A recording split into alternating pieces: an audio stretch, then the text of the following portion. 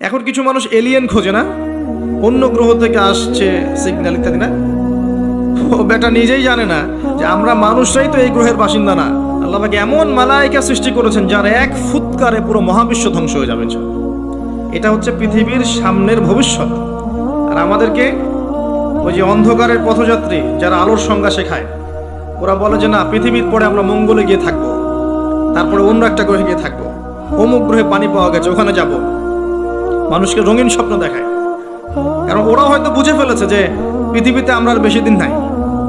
যা শুরু করেছি ওয়ার্ল্ডে, আমরা নিজেরাই পৃথিবীটা ধ্বংস করে ফেলি নাকি আল্লাহ ভালো জানে। আল্লাহ পাক একা ছিলেন, কিচ্ছু ছিল না, কথা ঠিক আছে? হুয়াল আউয়ালু, আল্লাহ পাক প্রথম, তার আগে কিছু ছিল? আচ্ছা, এরপর আল্লাহ পাক সৃষ্টি করলেন কি? কলম। কি সৃষ্টি করলেন? কলমের আগে হচ্ছে আরশ, কলমের আগে আরশ, এবং তার কান আরশুহু আলাল মা, তার আরশটা ছিল কিসের উপরে? পানির উপরে। আল্লাহ পাক এরপর সৃষ্টি করেছেন কলম, সৃষ্টি করে বলেছেন উক্তুব, তুমি লিখো। কলম বলেছে মাযা আকতুব, আমি কি লিখবো? আল্লাহ বলছেন কিয়ামত পর্যন্ত যা যা হবে সব লিখে ফেলো। লাউহে মাহফুজের মধ্যে পুরো হিস্ট্রির শুরু থেকে শেষ পর্যন্ত কি হবে সব লেখা আছে, একদম টু দা পয়েন্ট লেখা আছে। আপনি চাইলেও আপনার তাকদীর এর মৌলিক বিষয়গুলো পরিবর্তন করতে পারবেন না। পারবেন? কার হাতে? এটা আল্লাহর হাতে। এখানে একটা কথা বলি, এখনকার এই যে বিজ্ঞান, যুক্তি, দর্শন, এরা কি তাকদীরে বিশ্বাস করে? করে না।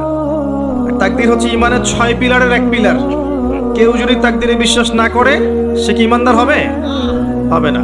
আপনার শিক্ষার মধ্যে কুফরি আছে। শিক্ষা ব্যবস্থা শিখাচ্ছে যে পরীক্ষা নিরীক্ষা, যুক্তি, দর্শন, বিজ্ঞান দিয়ে কিছু প্রমাণ করতে না পারলে সেটা জ্ঞান নয়, তাই না? এটা শিখাচ্ছে না? আল্লাহকে আপনি ল্যাবে প্রমাণ করতে পারছেন না, মালায়েকা ফেরেশতাদেরকে আপনি ল্যাবে প্রমাণ, এই যে তাকদীর, ভাগ্য, ল্যাবরেটরিতে বসে প্রমাণ করা যাবে? তাদের মতে পরীক্ষা নিরীক্ষা, পর্যবেক্ষণের মাধ্যমে প্রমাণ না করতে পারলে সেটা গ্রহণযোগ্যতা নেই। আমাদের ইমানের যে মূলনীতি, এগুলো আল্লাহ, কিতাব, আসমানি কিতাব, রাসূলগণ, পরকাল, মালায়েকা, এই যে 6টা পিলার তাকদীর, প্রত্যেকটাই কিন্তু গায়েবে বিশ্বাস, অদৃশ্যে বিশ্বাস। দেখি নাই আল্লাহকে, বিশ্বাস করি, করি না? মালায়েকা দেখি নাই, বিশ্বাস করি না? জিনকে দেখেছেন? বিশ্বাস করেন না? রূহ বা আত্মাকে দেখেছেন? বিশ্বাস করেন না? কবরের আযাব, জান্নাত, জাহান্নাম, মিজান, পুল, সিরাত, এগুলো বিশ্বাস করেন না? এগুলো যেগুলো আমরা বিশ্বাস করি সেগুলো সব গায়েব না, অদৃশ্য নয়? আলিফ লাম মিম যালিকাল কিতাব লা রাইবা ফি হুদাল লিল মুত্তাকিন আল্লাযীনা ইউমিনুনা বিল গায়ব। এই যে যারা গায়েবের প্রতি বিশ্বাস করে তারাই তো মুত্তাকি, তাই নয় কি? আর এই বইটা মুত্তাকিদের জন্য। তো মুত্তাকি হতে হলে, ইমানদার হতে হলে আমাকে গায়েবে বিশ্বাস করতে হচ্ছে। আর তারা বলছে গায়েবে বিশ্বাস করলে আপনি মৌলবাদী। কথা বুঝতে পারছেন এবার? যেহেতু এগুলো মৌলিক বিষয়, ফান্ডামেন্টাল বিষয়, যেগুলো আপনি পরীক্ষা নিরীক্ষা, যুক্তি, দর্শন দিয়ে প্রমাণ করতে পারছেন না, তারপরেও বিশ্বাস করছেন, তাহলে আপনি একজন মৌলবাদী তাদের মতে। এই হলো একটা সংজ্ঞা ওদের। আর আমরা বলছি যে আমরা যতক্ষণ পর্যন্ত এই 6টা পিলারে বিশ্বাস করছি না, ততক্ষণ মুমিনই হতে পারছি না, মুসলিমও হতে পারছি না। মুত্তাকি, মুহসিন হওয়া তো অনেক দূরের কথা। তাই একজন ফান্ডামেন্টালিস্ট না হলে আমি পরিপূর্ণ মুসলিমই হতে পারবো না। তাই প্রত্যেকটা মুসলিমকে মৌলবাদী হতেই হচ্ছে, তাই নয় কি? তো এই শব্দটা ভালো না খারাপ? ভালো শব্দ, ভালো শব্দ অবশ্যই। কারণ ফান্ডামেন্টাল বিষয়গুলোতে বিশ্বাস না করলে আমি তো মুসলিমই হতে পারবো না। তাদের বিষয়গুলো একটা সমস্যায় ভোগে, সেটা হচ্ছে যে জ্ঞান, আল্লাহর পক্ষ আদম আলাইহিস সালামকে সমস্ত নাম শিক্ষা দিয়েছেন। আদম আলাইহিস সালাম জানতেন না? জানতেন? জানতেন না। ওয়া আল্লামাল ইনসানা মা লাম ইয়ালাম, মানুষকে সেই জ্ঞান শিক্ষা দিয়েছেন যা মানুষ জানতো না। আদম, তুমি বলে দাও নামগুলো কি, তিনি বলে দিলেন। মালায়েকাদেরকে বললেন বলো নামগুলো কি, তিনি বলতে পারলেন না, তারা বলতে পারলেন না। লা ইলমা লানা ইল্লা মা আল্লামতানা, আমাদের সেই জ্ঞান নাই, যতটুকু আপনি শিখিয়েছেন অতটুকু জানি। তার মানে বুঝতে পারলাম জ্ঞান কার কাছ থেকে আসে। সূরা কাহফ পড়েন 29 নম্বর আয়াতে আল্লাহ পাক বলেছেন ওয়াকুলিল হাক্কু মির রাব্বিকুম, হক সত্য মিথ্যার মানদণ্ড কার পক্ষ থেকে আসে? ফালা তাকুনান্না মিনাল মুমতারিন, সূরা বাকারায় আছে, সন্দেহবাদীদের অন্তর্ভুক্ত হয়ো না। আল হাক্কু মির রাব্বিক, আমাদের সংজ্ঞা হচ্ছে জ্ঞান, সত্য মিথ্যার মানদণ্ড, ন্যায় অন্যায়ের মানদণ্ড, ভালো মন্দের মানদণ্ড কার পক্ষ থেকে আসে? আল্লাহর পক্ষ থেকে আসে। এটা অবনত চিত্তে, বিনা যুক্তি, বিনা তর্ক, বিনা বিজ্ঞানে মেনে নেওয়ার নামই হচ্ছে ইসলাম। এখানে যুক্তি, বিজ্ঞান, দর্শন পরের সাবজেক্ট, আগে আত্মসমর্পণ, তার নাম ইসলাম। ইয ক্বালা লাহু রাব্বুহু আসলিম, যখন ইব্রাহিমকে তার রব বলেছিলেন, যখনই বলেছেন আত্মসমর্পণ করো, ক্বালা আসলামতু লিরাব্বিল আলামিন, তিনি সাথে সাথে বলেছেন আমি এই জগৎ সমূহের রবের কাছে আত্মসমর্পণ করলাম। ইব্রাহিম, তোমার সন্তান এবং স্ত্রীকে রেখে আসো ওই মরুভূমিতে। ইব্রাহিম আলাইহিস সালাম, ইবলিস যেমন বলেছিল আমি কেন সিজদা করব, ও তো মাটির, আমি তো আগুনের, ইব্রাহিম এটা বলেছেন? ইয ক্বালা লাহু রাব্বুহু আসলিম, আত্মসমর্পণ করো, বলেছেন আসলামতু, আমি আত্মসমর্পণ করলাম, এর নাম ইসলাম। আমি কি ইসলাম বোঝাতে পারছি ভাই? হ্যাঁ, এরপরে আসেন ইসলামের প্রত্যেকটা বিষয় আপনি এগুলো দিয়ে প্রমাণ করতে পারবেন, কিন্তু সেই জ্ঞান আপনার থাকতে হবে, ওই যুক্তি, ওই বিজ্ঞান, ওই দর্শনের জ্ঞান আপনার থাকতে হবে। কিন্তু ওই সব মানুষকে আল্লাহ পাক সেই জ্ঞান দেননি, সব মানুষকে আল্লাহ পাক সেই জ্ঞান দেননি। প্রত্যেকটা বিষয়, ইসলামের প্রতিটা বিষয়, রূহ, আপনার যে কবরের আযাব, জান্নাত, জাহান্নাম, মিজান, পুলসিরাত, সবকিছুই জ্ঞানের আওতায় আনা সম্ভব, কিন্তু আল্লাহ পাক সেই জ্ঞান মানুষকে দেননি পৃথিবীতে। দিলে তো আর পরীক্ষা থাকতো না। কি জন্য এসেছেন এখানে? পরীক্ষা। মানে সব যদি চোখে দেখেন, আল্লাহকে চোখে দেখছেন, কে না নামাজ পড়বে, তাই না? এমন কেউ আছে নামাজ পড়তো না? এটাই তো পরীক্ষা, আল্লাহকে দেখবেন না তারপরেও আপনাকে নামাজ পড়তে হবে। কবর তো দেখেননি আযাব কেমন হয়, তারপরে ভয় রাখতে হবে। এটাই হচ্ছে টেস্ট, যেটা ওই পশ্চিমা দর্শন এবং ওদের অনুসারীরা বুঝতে পারে নাই। এখানে ইসলামের মূলনীতি হচ্ছে এই যে আমরা গায়েবে বিশ্বাস করি, না করা পর্যন্ত আমরা মুসলিম হতে পারছি না। আল্লাহ পাক এবার আদম এবং হাওয়া আলাইহিস সালামকে সৃষ্টি করে জান্নাতে রেখে পরীক্ষা নিয়ে দুনিয়াতে পাঠিয়েছেন। দুনিয়াতে পাঠিয়ে আল্লাহ পাক একটা মূলনীতি দিয়েছেন, এটা ভালো করে বোঝেন। আল্লাহ পাক মূলনীতি দিয়ে পাঠিয়েছেন। সূরা বাকারা আয়াত নাম্বার 38-39, কুল নাহবিতু মিনহা জামিআ, আল্লাহ পাক বলছেন তোমরা এখন পৃথিবীতে নেমে যাও। কে কে নেমে যাবে? আদম, হাওয়া আলাইহিস সালাম, ইবলিস, তোমরা নেমে যাও। ফাইম্মা ইয়াতিয়ান্নাকুম মিন্নি হুদান, তোমাদের কাছে আমার পক্ষ থেকে হেদায়েত আসবে, মানে প্রত্যেক যুগে যুগে আমার পক্ষ থেকে হেদায়েত, মানে আসমানি কিতাব, নবী রাসূলগণ আসবে। ফামান তাবিআ হুদায়া, যারা আমার হেদায়েতকে মেনে চলবে, ফালা খাউফুন আলাইহিম ওয়ালা হুম ইয়াহজানুন, তাদের কোনো ভয় নাই, কোনো দুশ্চিন্তাও নাই। এই দুনিয়ার জীবনে হায়াত দেওয়া হবে 100, 200, 300, 500, 1000 বছর। আগে তো ছিল 1000 বছর, এখন না হয় আমাদের 100 কম গড়াইও আর কি। তো এই সময়টুকুতে তোমাদের কাছে হেদায়েত আসবে, আসমানি কিতাব আসবে, নবী রাসূলগণ আসবেন। যদি নবী রাসূল না থাকেন, উলামায়ে কেরামের মুখ থেকে হক শুনবে, তাই না? আমরা তো এই গ্রহের বাসিন্দা ছিলাম না, ছিলাম। আমাদের পিতা ছিলেন, মা ছিলেন জান্নাতে, অন্য জায়গা থেকে আমরা এই পৃথিবীতে এসেছি, তাই নয় কি? আর ওদের ফিলোসফি হচ্ছে মানুষ বাদর থেকে হয়েছে, নাউজুবিল্লাহ। হ্যাঁ, তারা হতে পারে বাদর থেকে মানুষ, আমরা হইনি। বরং কোরআনে আল্লাহ পাক উল্টা কথা বলেছেন, সূরা আরাফের মধ্যে সম্ভবত আছে। ওই যে শনিবারের ঘটনা, শনিবারে মাছ ধরার ঘটনা মনে আছে? শনিবারে আল্লাহ পাক মাছ ধরতে নিষেধ করলেন, কিছু মানুষ মাছ ধরলো না, কিন্তু টেকনিক খাটালো, মাছগুলোকে আটকে রাখলো। এই অপরাধের কারণে আল্লাহ পাক কি করেছেন? ওদেরকে বানর বানিয়ে দিয়েছেন। তাহলে মানুষ থেকে বানর হয়েছে প্রমাণ আছে, বাদর থেকে মানুষের কোনো প্রমাণ নাই। এখনকার ডারউইনের তত্ত্ব আপনারা হজম করছেন, লিখছেন পরীক্ষার খাতায়, মাশাআল্লাহ। এগুলো কুফরি মতবাদ। কি মতবাদ? যখন আপনি এটা বিশ্বাস করছেন, তাহলে আপনি আদম আলাইহিস সালামের অস্তিত্বকে অস্বীকার করছেন, তাই নয় কি? যদি আপনি বিশ্বাস করেন যে আসলে বাদর থেকে মানুষ হয়েছে, তাহলে আদম আলাইহিস সালাম কি, তাকে কি আল্লাহ কি থেকে সৃষ্টি করেছেন? অন্য কোনো প্রাণী থেকে? কখনোই না। তাকে আল্লাহ পাক নিজ হাতে, নিজের হাতে আল্লাহ পাক মাটি থেকে, কাদা মাটি থেকে সৃষ্টি করেছেন। আল্লাহ পাক বলেননি মিনহা খালাকনাকুম ফিহা নুঈদুকুম, বলেননি ওয়া মিনহা নুখরিজুকুম তারাতান উখরা, তোমাদেরকে এই মাটি থেকে সৃষ্টি করেছি, আবার সেখানেই ফিরিয়ে নিব, এখান থেকে আবার পুনরুত্থিত করব, তাই না? যেভাবে প্রথমবার করেছিলাম। তো খেয়াল রাখবেন, পড়াশোনা করতে গিয়ে যেন কুফরি না হয়ে যায়। তো এই একটা আয়াত আল্লাহ পাক বললেন তোমরা নেমে যাও, কিন্তু হেদায়েত আসবে, যারা হেদায়েত মেনে চলবে তারা আবার জান্নাতে ফিরে আসবে। তারপর আরেকটা আয়াত আছে 39, আল্লাহ পাক বলছেন ওয়াল্লাযীনা কাফারু, তবে যারা কুফরি করবে, ওয়া কাযযাবু বিআয়াতিনা, এবং আমার আয়াতগুলোকে মিথ্যা প্রতিপন্ন করবে, কাযযাবু মিথ্যা প্রতিপন্ন করবে, ফাউলাইকা আসহাবুন নার। না, সহজ সরল জীবন দর্শন। আল্লাহর পক্ষ থেকে হেদায়েত আসবে, দুনিয়ার সময়টা লিমিটেড, এই সময়ে হেদায়েত আপনার কাছে আসবে, এটা আল্লাহর দায়িত্ব পৌঁছে দেয়া। এরপর যদি আপনি মেনে নেন, আপনি সেই জান্নাতে যাবেন ইনশাআল্লাহ, যেখান থেকে এসেছেন ইনশাআল্লাহ।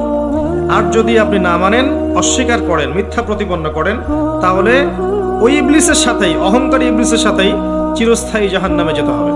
আমরা এখন কি চাই সেটা আমাদেরকে সিদ্ধান্ত নিতে হবে, তাই নয় কি? আল্লাহ পাক কি জোর করবেন?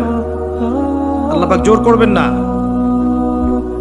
কুলিল হাক্কু মির রাব্বিকুম ফামান শাআ ফালইউমিন, যার ইচ্ছা হয় সে ঈমান আনুক, ওয়া মান শাআ ফালইয়াকফুর, যার ইচ্ছা হয় অস্বীকার করুক।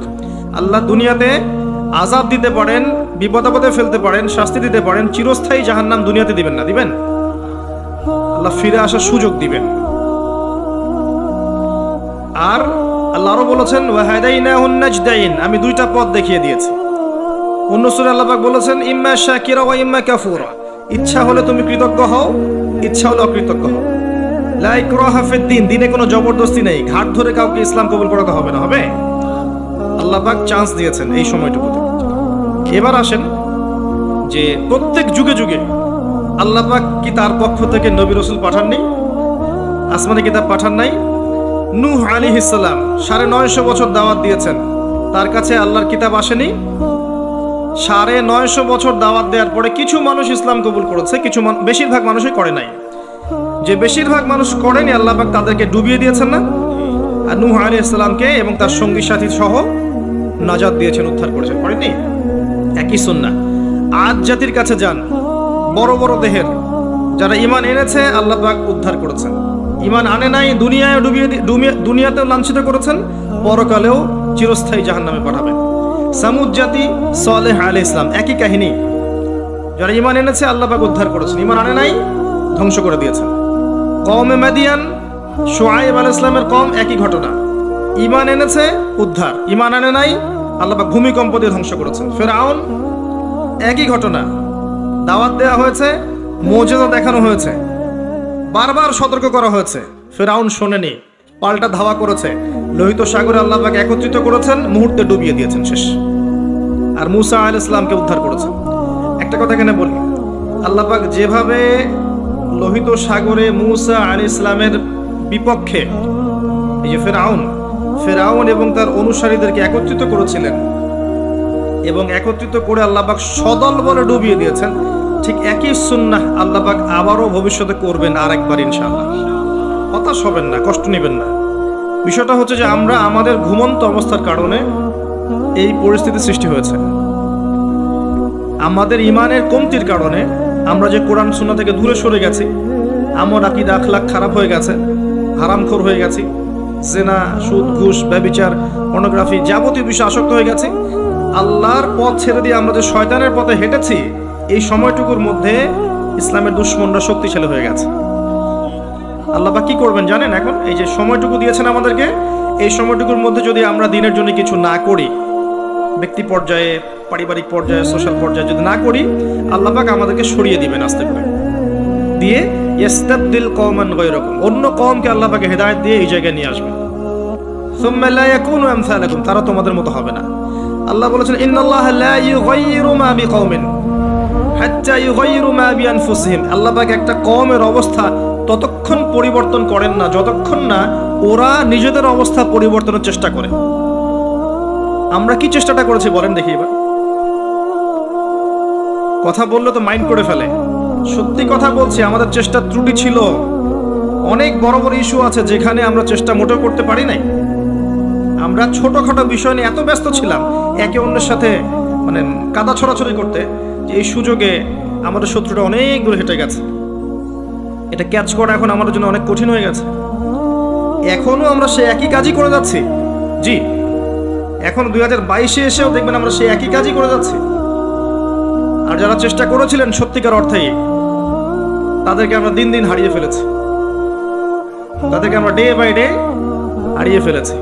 আল্লাহ পাক যেন নতুন প্রজন্ম সৃষ্টি করেন। আল্লাহ যাকে পছন্দ করেন আল্লাহ পাক যেন তাকে কবুল করেন। আল্লাহ যার মধ্যে খুলুসিয়াত দেখেন, সামর্থ্য দেখেন, যোগ্যতা দেখেন, ঈমান দেখেন, তাকওয়া দেখেন, আল্লাহ পাক তাকেই যেন কবুল করেন। তাদেরকে দিয়ে আল্লাহ পাক এমন একটা রেভলিউশন ক্রিয়েট করেন এটা আগামী দিনগুলোতে মুসলিমরা অধঃপতনের হাত থেকে রক্ষা পায় এবং কোরআন এবং হাদিসকে হাতে নিয়ে এই জালেম সভ্যতাকে চ্যালেঞ্জ করতে পারে এবং আল্লাহর জমিন, আল্লাহর দিনের যে নূর, যে রব, আল্লাহর দিনের যে ফ্লেভার, যে আধ্যাত্মিকত্ব, যে পতাকার রং, এটা যেন আল্লাহ পাক প্রতিষ্ঠা করতে পারে, তৌফিক দান করেন, আমিন। তো আমি বুঝাচ্ছিলাম যে প্রত্যেক যুগে একই সুন্নাহ। মুসা আলাইহিস সালাম এটা বুঝলেন। আসেন তারপরে আমাদের নবী মুহাম্মদ সাল্লাল্লাহু আলাইহি ওয়াসাল্লামের কাছে আসেন। এখান থেকে শেষ করছি আলোচনা থেকে আমি। মুহাম্মদ সাল্লাল্লাহু আলাইহি ওয়াসাল্লামের সময়ে আবু জেহেল, আবু লাহাব, উতবা, শাইবা, রাবিআ এরা ছিল না? কুরাইশ। মুহাম্মদ সাল্লাল্লাহু আলাইহি ওয়াসাল্লামকে বাধা পেতে হয়েছে প্রথমত নিজেদের লোক থেকে। এই যে আবু জেহেল, আবু লাহাব, উতবা, শাইবা কেউ মেনে নেয়নি। তাকে সমাজে নির্যাতন সহ্য করতে হয়েছে, গালি মন্দ খেতে হয়েছে, হত্যার চেষ্টা করা হয়েছে, দেশ ত্যাগ করে অন্য জায়গায় হিজরত করতে হয়েছে। কিন্তু আল্লাহ রাব্বুল আলামিন তাকে এবং তার অনুসারীদেরকে কিয়ামত পর্যন্ত কিন্তু চিরঞ্জীব করে রেখেছেন, দেখেন নাই? পক্ষান্তরে তার বিরোধিতা যারা করেছিলেন তাদের কাউকে কি আল্লাহ পাক অস্তিত্ব রেখেছেন? একই সুন্নাত। আমাদের নবী সাল্লাল্লাহু আলাইহি ওয়াসাল্লাম যেই যুগে বাস করতেন, শোনেন, সেই যুগের মধ্যে শিরক ছিল। কি ছিল? শিরক ছিল, সুদ ছিল, জিনা ছিল, মাদকদ্রব্য ছিল, আপনার নারীর অবমাননা ছিল, গোত্রীয় হানাহানি কাটাকাটি ছিল। আপনি এখনকার এই বিশ্বের দিকে তাকিয়ে দেখবেন হুবাহু সেই বিষয়গুলো এখনকার বিশ্বের মধ্যে আছে, হুবাহু সেই বিষয়। পুরো ওয়ার্ল্ড ওয়াইড আপনি শিরক দেখবেন, ওয়ার্ল্ড ওয়াইড আপনি রিবা, সুদ দেখবেন, সারা বিশ্বব্যাপী আপনি মাদক দেখবেন, সারা বিশ্বব্যাপী নারীর অবমাননা দেখবেন, বেহায়াপনা দেখবেন, জিনা দেখবেন, সারা বিশ্বব্যাপী আপনি দেখবেন গোত্রীয় হানাহানি এখন রাষ্ট্রীয় হানাহানিতে রূপ নিয়েছে। একই স্টাইল চলছে। এরকম একটা জায়গায় নবী সাল্লাল্লাহু আলাইহি ওয়াসাল্লামের কাছে এই বইটা নাজিল করা হলো, আল কোরআনুল কারীম। এই কোরআনুল কারীম দিয়ে নবী সাল্লাল্লাহু আলাইহি ওয়াসাল্লাম 23 বছর দাওয়াতি কাজ করলেন। কত বছর?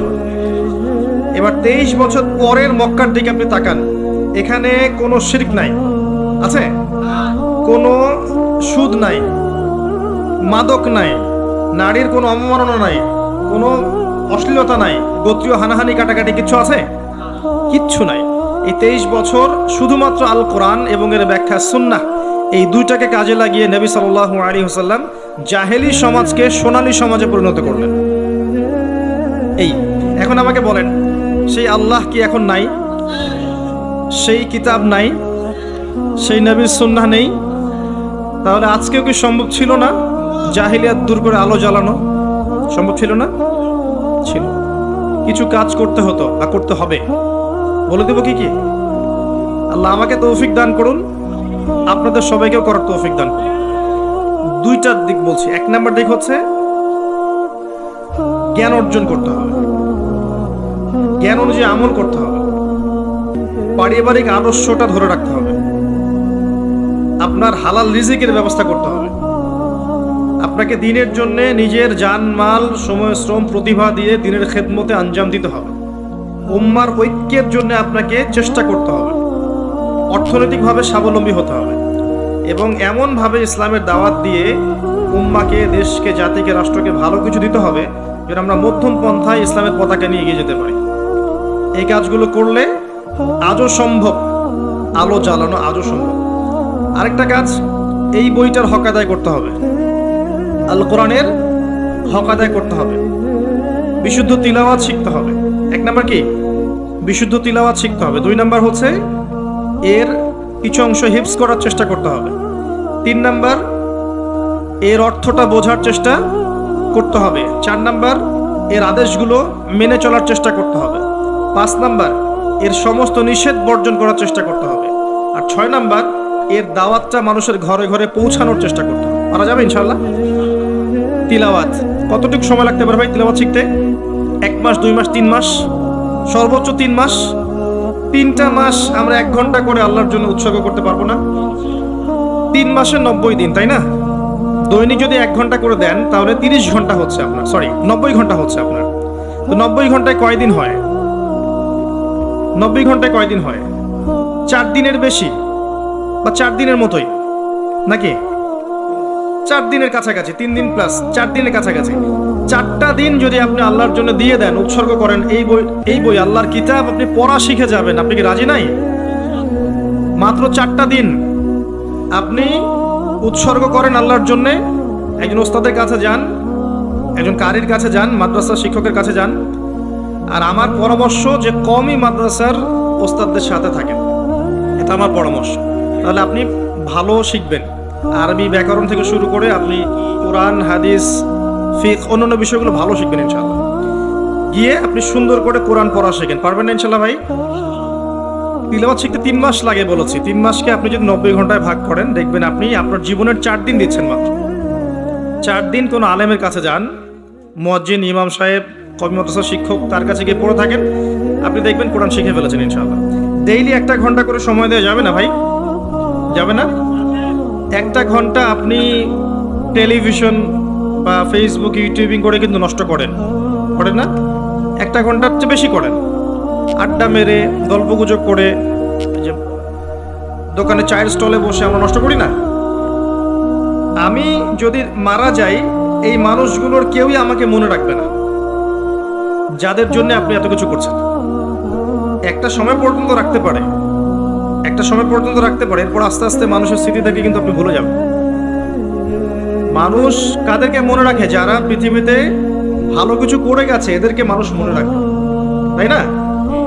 আমরা যারা সাধারণ মানুষ, আমাদেরকে কি খুব বেশি মানুষ মনে রাখবে ভাই? রাখবে না। যাদের জন্য আমরা সারা জীবন দিয়ে দিচ্ছি, যে বাড়ি, গাড়ি, টাকা কড়ি, ব্যাংক ব্যালেন্স, এগুলো করছি, দেখা যাবে এগুলো করতে করতে আমাদের হায়াত শেষ। মৌতের 40 দিনের মধ্যে দেখবেন ভুলে গেছে, সম্পত্তি নিয়ে কারাকারি শুরু করে দিয়েছে, করে না? তো দুনিয়ার মানুষের স্বার্থ দেখে নিজের স্বার্থ নষ্ট করার কোনো মানে হয়? আমাদের স্বার্থ হচ্ছে কবর, তাই না? আর পরকালে কোরআন আমার সাথে যাবে না? যাবে না? কোরআন সুপারিশ করবে না? করবে ইনশাআল্লাহ।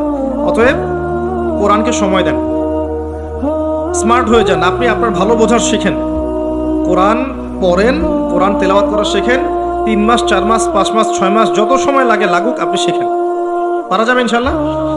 আগামী রমজান আসার আগেই কারা কারা শিখবেন? হাত তোলেন ইনশাআল্লাহ। মাশাআল্লাহ, জাযাকুমুল্লাহ। বসুন। প্রত্যেক হরফে 10 নেকি পাবেন। আলিফ লাম মিম বললে 30 নেকি পাবেন। কোরআনে সূরা ফাতিহা পড়বেন, এটা সকল রোগের শেফা।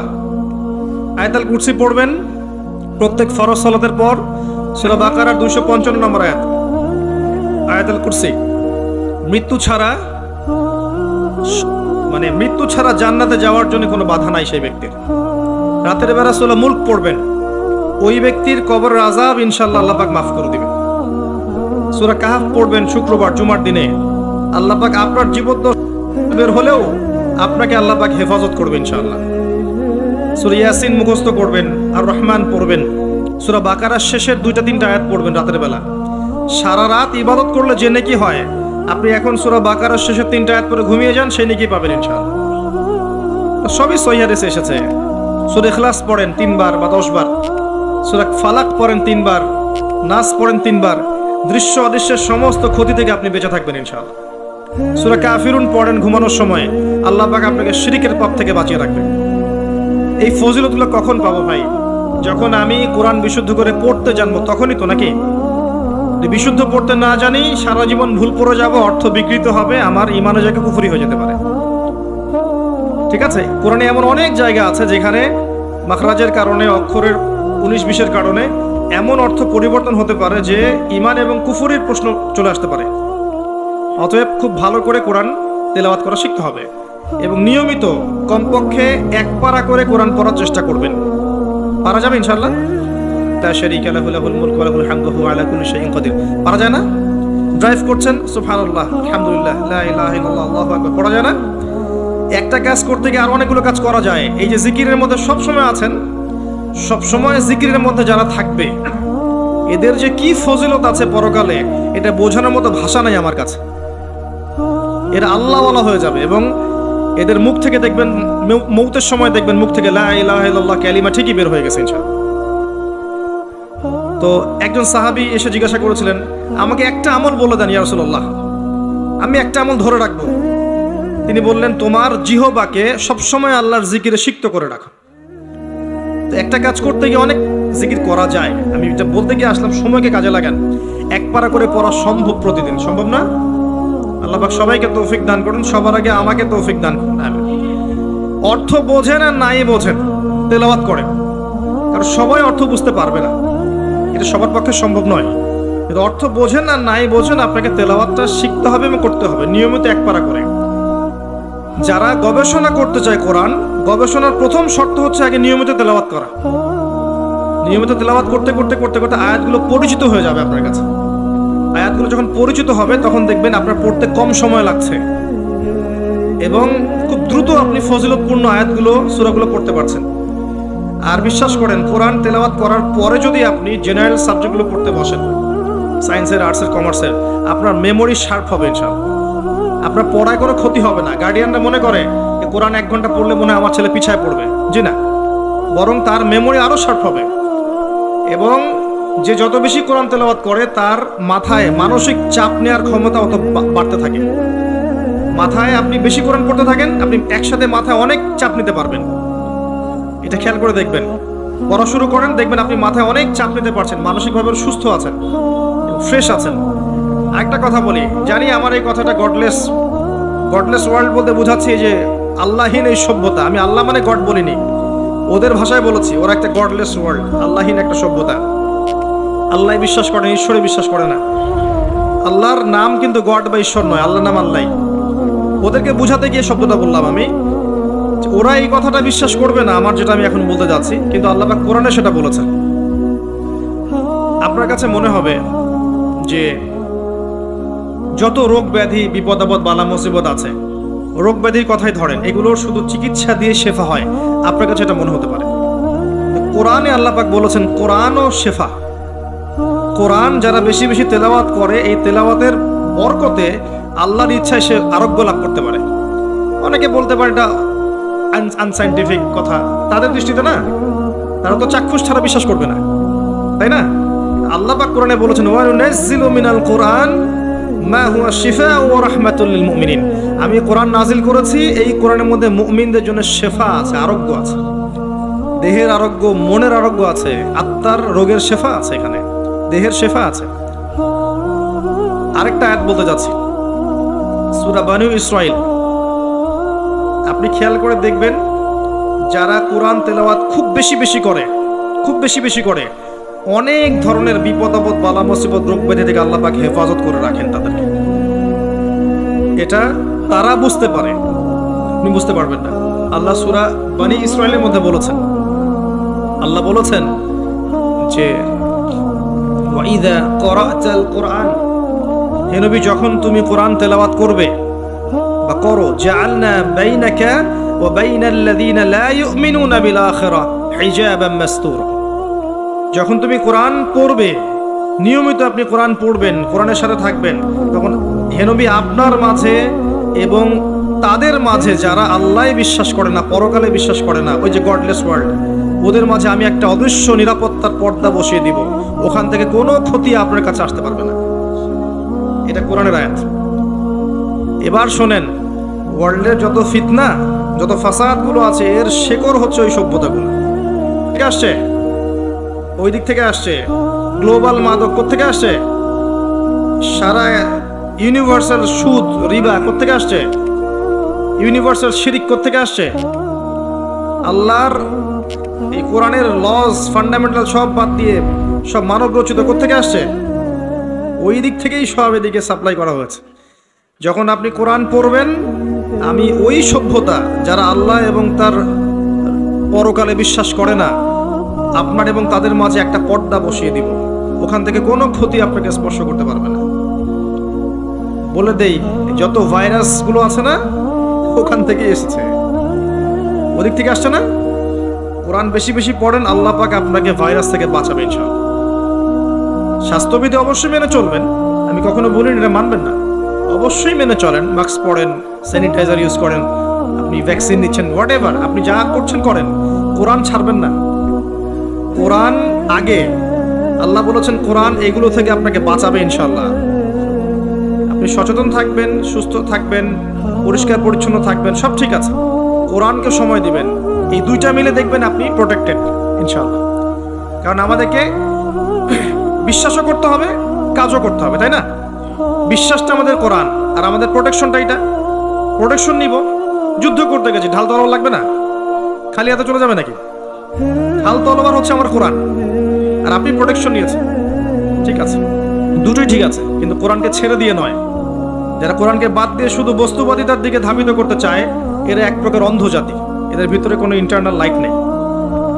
তো কোরআন বেশি করে তেলাওয়াত করেন, দিনে এক পারা তেলাওয়াত করার চেষ্টা করেন। আল্লাহ পাক তৌফিক ইনায়াত করুন, আমিন। এইটা প্রথম কাজ ছিল, নবী সাল্লাল্লাহু আলাইহি ওয়াসাল্লাম সাহাবায়ে কেরামদেরকে শিখিয়েছেন।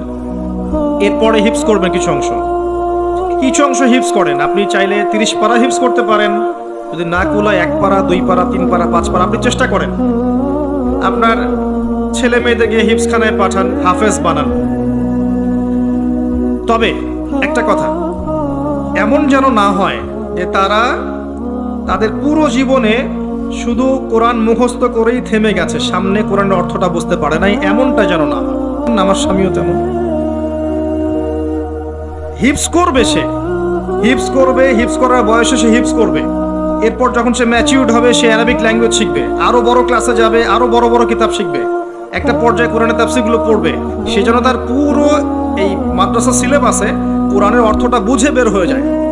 এমন যেন না হয় যে সারাটা জীবন চলে গেল শুধু হিফজ করে সে বসে আছে। আমি এটা বুঝাতে চেয়েছি যে শুধুমাত্র হিফজ করেই যেন সে ক্ষান্ত না হয়, সে যেন আরো পরবর্তীতে পড়াশোনাগুলো করতে পারে। এই কথার উদ্দেশ্য এটা ছিল না যে আপনার হিফজ করা খারাপ, হিফজ করা যাবে না, বা হিফজ করলে আপনি ঝরে পড়ছেন, পিছিয়ে পড়ছেন, এরকম কথা কখনো বলা হয়নি। আমি তো নিজেও আগে হিফজ করেছি। আল্লাহ পাক যতটুকু করার তৌফিক দিয়েছেন, 30 পারা না হলে প্রথমে আমি হিফজ করেছি, তারপরে অ্যারাবিক ল্যাঙ্গুয়েজ শিখেছি, তারপর ব্যাকরণ শিখেছি, এরপরে মাদ্রাসা কিতাব পড়েছি। এটাই তো সিস্টেম। কিন্তু আপনি যদি শুধু হিফজ করে ছেড়ে দেন এবং একটা মসজিদে তারাবি পড়াচ্ছেন, আপনি পড়াশোনাটা বাড়ালেন না, অ্যারাবিক ল্যাঙ্গুয়েজ শিখলেন না, আরবি গ্রামার শিখলেন না, কোরআনের তাফসীর শিখলেন না, এই পড়া কি যথেষ্ট হলো? আর সামান্য ইস্যু পেলেই ইস্যু পাগল না হয়ে আমাদেরকে বাস্তববাদী হওয়ার তৌফিক দান করুন, আপোষে কাদা ছোড়াছড়ি মনোভাব ত্যাগ করার তৌফিক দান করুন, আমিন। হিফজ করেন। হিফজ করলে একটা ফজিলত আছে যে হাফেজে কোরআনদেরকে আল্লাহ রাব্বুল আলামিন বলবেন, ইকরা ওয়ারতাক, তুমি পড়ো এবং উঠতে থাকো, কোরআন পড়ো এবং তোমার মর্যাদা উঠতে থাকো। যেখানে তোমার পড়া শেষ হবে সেখানে তোমার জান্নাতের স্থায়িত্ব হবে। এবং হাফেজে কোরআনদের পিতা মাতাদেরকে আল্লাহ পাক নূরের তাজ পরাবেন, নূরের তাজ। আর যে ব্যক্তি হিফজ করেছে তার তো আর প্রশ্নই ওঠে না। নবী সাল্লাল্লাহু আলাইহি ওয়াসাল্লাম সাহাবায়ে কেরাম শুধুমাত্র তোতা পাখির মতো মুখস্থ করতেন না, বরং তার উপর তারা আমল করতেন, এটা বুঝতেন, এটা প্রচার প্রসার করতেন। এটা বোঝাতে চেয়েছি। যদি আমি শুধু এতটুকুতে সীমাবদ্ধ থাকি তাহলে বাকি কাজগুলো আমি করতে পারবো না। এটাই ছিল উদ্দেশ্য। আল্লাহ পাক উদ্দেশ্যটা বোঝার তৌফিক এনায়েত করুন। এরপর আপনি অবশ্যই আরবি ভাষায় যাবেন। কোরআন হিফজ করেছেন, অ্যারাবিক ল্যাঙ্গুয়েজটা শেখেন। এসো আরবি শিখি, মিজান মুনসাহিব থেকে শুরু করে নাহু সরফের বইগুলো পড়বেন এবং অবশ্যই কওমি মাদ্রাসার সাথে সম্পৃক্ত রেখে পড়বেন। এটা আমার পরামর্শ। যে মাদ্রাসাতেই অ্যারাবিক ভালো পড়ানো হয় সেখানেই যান। তবে কওমি মাদ্রাসার যে কাঠামোটা আছে দীর্ঘদিন থেকে বাংলাদেশে প্রতিষ্ঠিত, এই প্যাটার্নটা অনেক বেশি ডেভেলপড এবং অনেক বেশি অ্যারাবিকের ক্ষেত্রে প্রোগ্রেসিভ, তারা এগিয়ে গেছে অনেক। এই জায়গায় আপনি যদি সময় দেন 5 বছর 4 বছর